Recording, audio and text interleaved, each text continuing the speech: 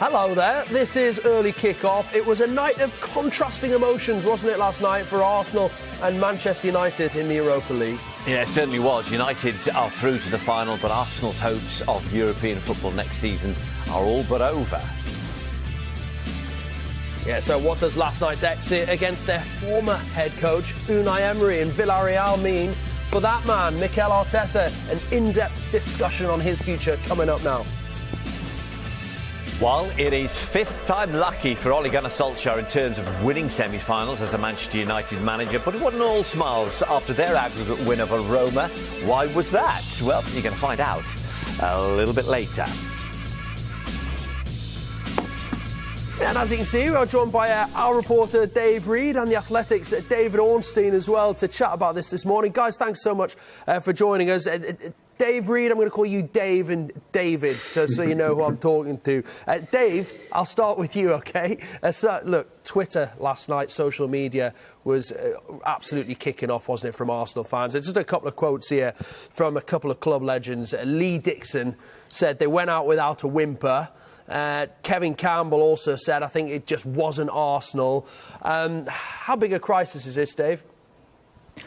Well, I think it's certainly one of the biggest, if not the biggest, of Mikel Arteta's young managerial career last night. The result will cause a degree of introspection, if not alarm bells, for the Arsenal manager and also the Arsenal hierarchy as well. And in some ways, it was a little bit of a microcosm of their season, really. It was...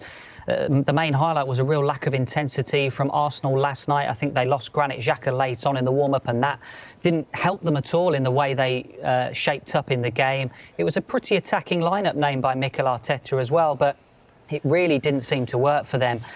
And it's almost been a sign of their season, real inconsistency. They've had good wins against Manchester United, Tottenham, Chelsea, Leicester, but very damaging defeats as well when you look back over this season. Look at the likes of Aston Villa, Liverpool and Everton, those defeats this season. So certainly it's going to be a very, very difficult time over the next few days for Mikel Arteta. And David, it looks like there won't be any European football for the first time in 25 years. More than likely there won't be. Where does it leave Mikel Arteta? Well, John, I think Arsenal continue to back Mikel Arteta. I've certainly heard no suggestions to the contrary. It's clear that the pressure is on him. It's on many people at Arsenal. He admitted that after the game last night. And there are an increasing number of fans that seem to be turning against him. He's certainly not faultless. You can question quite a lot of the decisions we've seen, especially in these two legs of the Europa League: team selection, substitutions, tactics. We're not privy to the thinking behind all of those decisions. He's had some bad luck as well, as Dave mentions there, with Xhaka. But Arsenal seem to think, the hierarchy, that Arteta is part of the solution, not a key part of the problem. And there is a lot else that needs to change at the club. We know that. On the recruitment side, there's been huge instability, major changes in personnel, executives, playing staff, coaching staff. And I think it would be fair on Mikel Arteta, in the view of the Arsenal hierarchy, to allow him this summer transfer window and longer to prove that he can be a success at Arsenal. And so I don't think his position is under threat, despite some quite intense pressure that's coming on him now. But David, on that point of recruitment, he's going to be given another summer to try and get the right players in. They have spent money before, but hasn't their recruitment already been quite haphazard? They've gone for individuals, but collectively, it's hard to work out what the aim is, isn't it? Yeah, there's this phrase that you're only as good as your recruitment. And I think many of the questions we need to be asking go back further than Mikel Arteta. The club record signing of Nicola Pepe for €80 million. And a couple of years on, we're no closer to finding out if he's going to be the real deal. You look across the team, there have been huge decisions made around David Luiz, signing William Saliba, sending him out on loan. Rob Holding, some at the club wanted him to leave on loan to Newcastle last summer. Then Mikel Arteta said, no, you're staying. They let the goalkeeper, Emi Martinez, go when some felt that he was a better bet than Bernd Leno. You've got the centre-back, Gabriel, came in at expense from Lille, can't get in the team now, go into midfield, 50 million spent on Thomas Partey, and he's been underwhelming.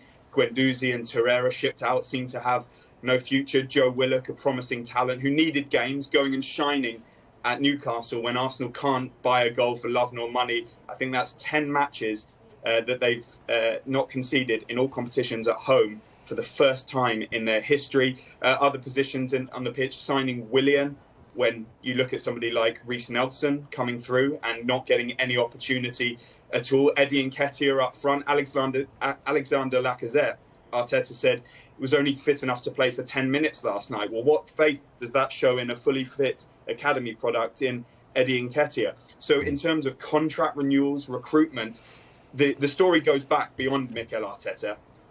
This is a failure that has many fathers, I think it's fair to say, at executive level. On the football side, Arteta needs his share of the blame as well. He had the first January transfer window when he came in. That wasn't really his full responsibility. Then the summer transfer window, then January, and now they're going to look to the summer. And a lot of expectation is going to fall at the feet of Edu, the technical director. He says he's responsible for recruitment. He wants this to be a plan where he's judged in 2-3 years' time. Well, I think people are judging now and they need immediate results. They're not coming, and the pressure is on at Arsenal.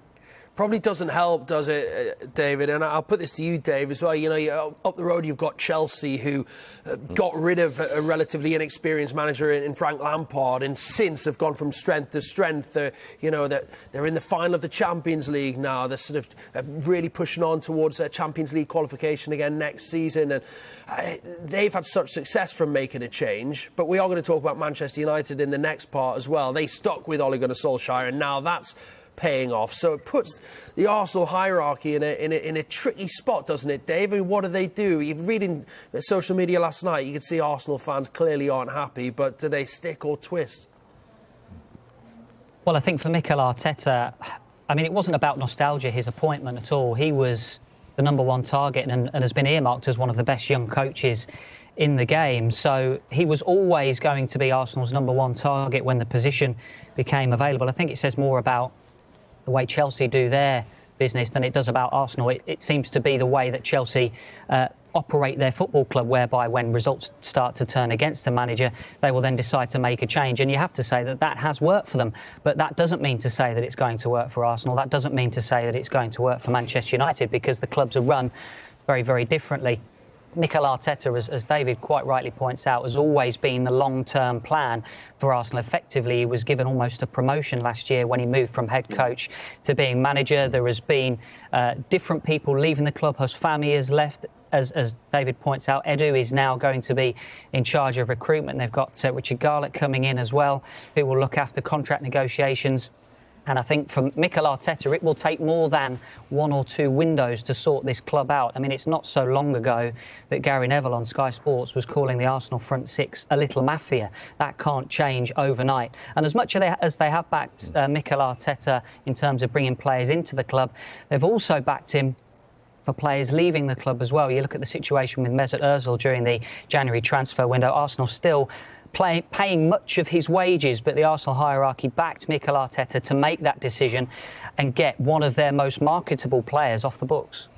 And David, your expression there that this is a failure that has many fathers sort of leads us to talk really about the owners. There were protests again outside the stadium last night. Will the prospect of not having any European football perhaps influence the Cronkies at all and maybe persuade them to sell? That's a really interesting point, John, and we addressed it on my YouTube show with a colleague of mine, Matt Slater, and he pointed out that it's without European football on a consistent basis where it might start to hurt owners like the Cronkies, and they might start to reconsider their very clearly public stated stance that they're not for sale, they're not entertaining any offers, and that's all we can go on at this point. We've seen there's interest from Daniel Ek, the Spotify co-founder and chief executive. We've heard about interest in the past that the Cronkies have rejected. Goodness me, they saw off the biggest rival to them of all in Alisher Usmanov, and he tends to get what he wants. And there may be continued interest, and the Daniel Ek interest has these legends on board, Thierry Henry, Dennis Bergkamp and Patrick Vieira. But all we can go on is what we're told, that the Cronkies say they are committed to rebuilding, bringing Arsenal back to the level where Arsenal fans want them to be. I'm sorry, the words, as Mikel Arteta said last night, mean nothing now. It's the actions. the actions of the owners in the transfer market. They have supported acquisitions. So I'm not sure that it's about the money that's spent necessarily. It's about the quality of that recruitment. And that's where Edu, the technical director, Mikel Arteta, as manager, and the recruitment team, which of course they decimated, didn't they? They sacked a number of scouts. That's where they're going to be judged. And Arteta said last night, one of his first answers was that they had huge enthusiasm and desire. Well, I didn't see that from this Arsenal team. I think it's an Arsenal team that is in need of a huge shake-up. Many people have said, is it Arteta's fault? Is it the players' fault? It's probably somewhere in between. There feels like there's a lot of mess off the pitch still and a huge amount of mess on the pitch. And when you look at a club like Chelsea, when they fire the managers, well, they've got the playing squad to succeed, as the next manager tends to show, whereas I don't think they've got that at Arsenal. There needs to be improvement in all areas. David, you're saying about they've got to sign a bit of quality, but who's going to want to sign for, you're trying to attract the top players. You've got to be in the top competitions. Arsenal aren't going to be there. So they're already facing a losing battle, aren't they? Trying to bring some star players in if they're not going to be in the Champions League next season, let alone Europe at all.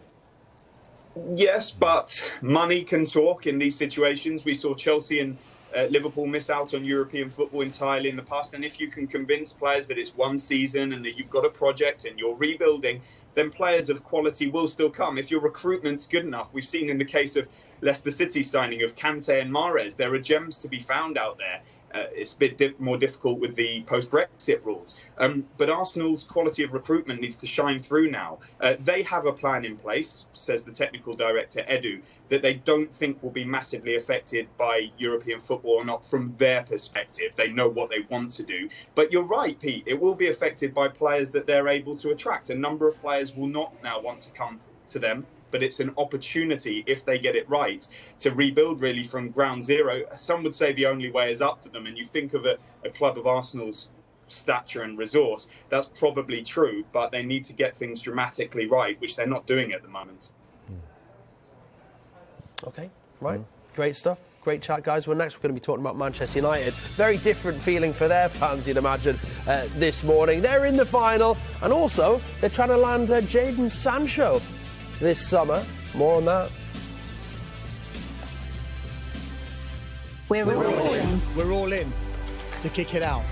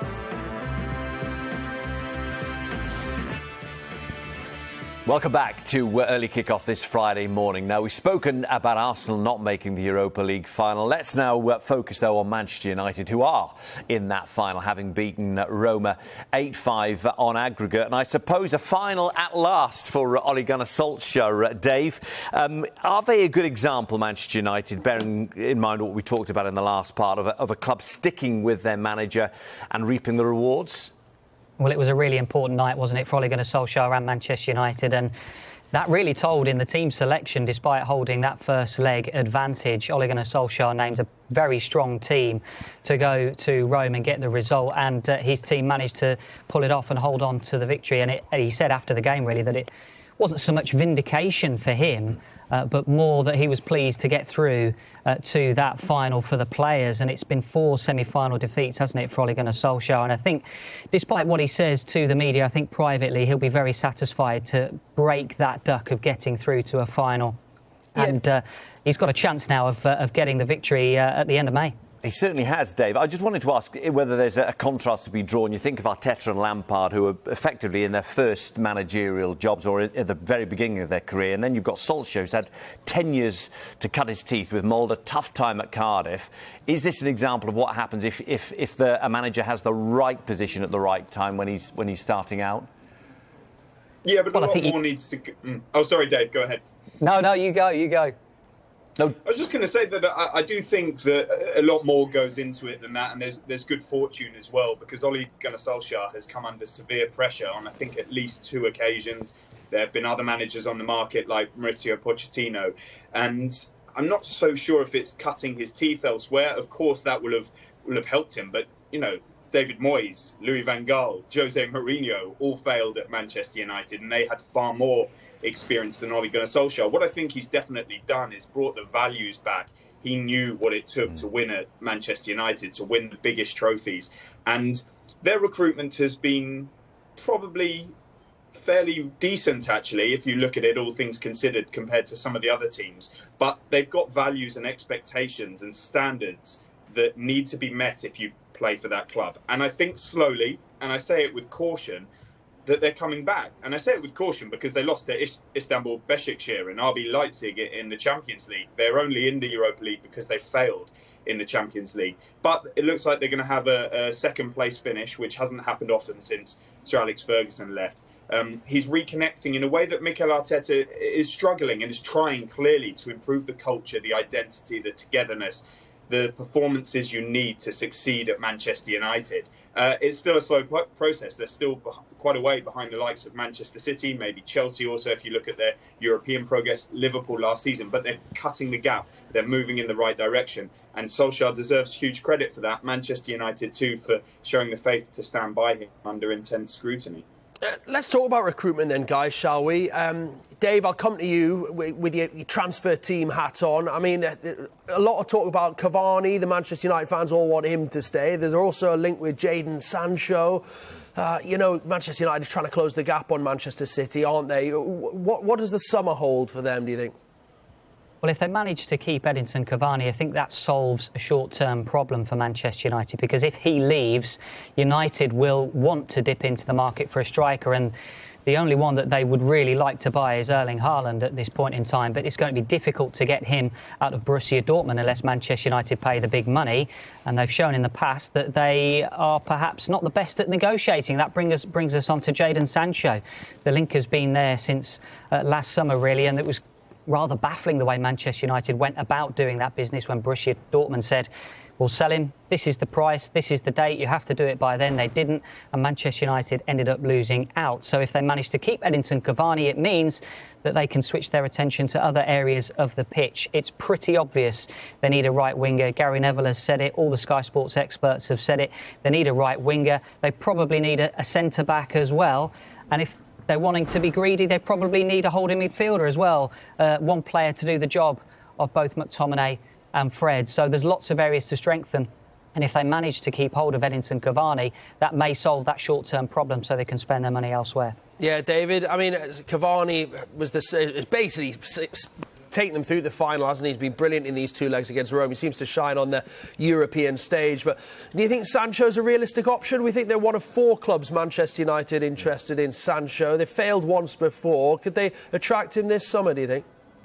Well, just on Cavani, 7 goals in 6 games. I think that's 14 for the season now, and it shows his quality. But I'm not sure they can be banking on somebody of his age who still hasn't decided if he wants to extend or move back to South America with an offer, I think, from Boca Juniors. And that's a huge decision. It looks like he's moving towards staying. But I think Manchester United wouldn't rule out a striker signing still if Cavani stays. Although I don't think that's going to be Haaland. I think it's starting to look like Haaland might well stay at Borussia Dortmund. Jadon Sancho can be got if Manchester United want to pay the money. There is interest there. We know about it. That interest has not gone away. I think at points of this season, in the build-up to the window, their priorities have moved towards striker and centre-half in particular, cover at full-back, for example. But that can change at any moment. And if they want to do the Sancho deal, it's there to be done. And I still think they would be front-runners if they do want to do that. Dave, we were talking about this this morning, actually, and although the talk that you're talking about players coming and going, I think feeds into this. We were talking about whether the gap between United and City is actually closing. How important is this summer transfer window if United are to maintain their momentum and properly close that gap? Well, it links us back to what we were talking about with Arsenal, because there's also been restructure at Manchester United, and that has put in place what they hope is the structure that will enable Manchester United to go into the market, bring in the players and give them the coaching and also the staff structure to get things right. So from Manchester United's point of view, there's still players there on the books from the Sir Alex Ferguson era. That's how long players have had at Manchester United and perhaps haven't worked out. So there's players that they need to move on, first of all, and then there's also players that they will need to bring in if they do want to close that gap to Manchester City, because let's face it, it's not been close this season. So Manchester United still have a way to go if they are to bridge that gap. David, look, Ole's been talking about the fixture congestion. He's not very happy. He says it's all decided by people who've never played the game. I think ahead of the final against Villarreal on 26th of May, they've got 5 games in 2 weeks. I mean, he's actually said, his quote was, it's physically impossible. Do you feel for them, or is that just part and parcel of being in all the competitions? Well, next week is brutal. I've rarely seen a fixture list like that. I think from last night to Sunday to Tuesday to Thursday to Sunday, and then, of course, they've got the final as well. But at the same time, they haven't suffered a great deal of injuries, Manchester United. They've built a pretty robust squad there. And look, we're not in ideal times. The pandemic has meant it's a truncated season, shortened, and also it's going to be a tight turnaround for the Euros. But at the same time, I think Manchester United want to be competing. They're in a European final. They've got a squad that should be able to survive. It's not ideal for anyone. I don't know if I've got a bit of a sympathy for the authorities on this occasion. They dealt with a postponed fixture just at the wrong time as well. But yeah, and also I feel for the players. It's thankless on them, but I think they'll be okay. Well, 3 of the 4 European finalists this season are from the Premier League. Dave, who will be the biggest challenges, do you think, to Manchester City next season? We've got about a minute on this, so maybe take 20 seconds each, guys. Well, Manchester United, as we've mentioned, will be looking to be one of their closest challengers. I don't think you can look any further than Chelsea at the moment. They've reached that Champions League final in sparkling form, and you would expect them to go out and strengthen again this summer. Yep, David, what do you reckon? Manchester United have the resources to do so. Chelsea have the winning mentality. They're proven. They've got a great manager in position now, some great young talent, and they'll use the market effectively again, I'm sure. Liverpool are up against it. Tough financial circumstances, a squad that seems to be slightly regressing. I think Chelsea. Yeah, I was wondering if either of you were going to say Liverpool there. Of course, they'll have Van Dijk back and so on. You'd think they would go again, wouldn't you? But look, guys, it's been an absolute pleasure. Dave and David, thank you so much for being part of that. Great chat. And next, we're